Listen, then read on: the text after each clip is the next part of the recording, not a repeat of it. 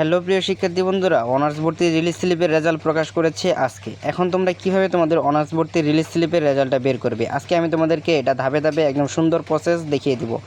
Result দেখতে হলে তোমাদেরকে মোবাইলের হোম স্ক্রিনে আসবে। হোম স্ক্রিনে আসার পর তোমরা এখানে গুগল ক্রোমে ক্লিক করবা।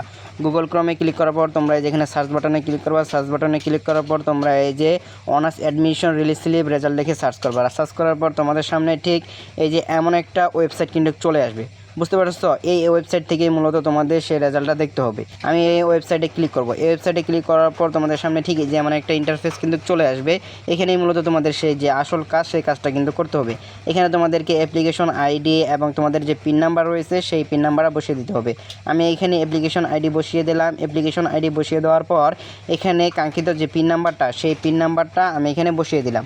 এই পিন নাম্বার বসিয়ে দেওয়ার পর তোমরা যেখানে যে লগ ইন অপশনটা রয়েছে, এই লগ ইন অপশনে ক্লিক করবা। তবে লগ ইন অপশনে ক্লিক করার পর তোমাদের সামনে ঠিক তোমাদের সেই কাঙ্ক্ষিত যে রেজাল্টটা, সেই রেজাল্টটা কিন্তু তোমরা দেখতে পারবে যে তোমরা কে কোন কলেজে, কোন ডিপার্টমেন্টে, কোন সাবজেক্টে চান্স পেয়েছো, সেটা কিন্তু তোমরা সম্পূর্ণটা এখানে সুন্দরভাবে দেখতে পারবে।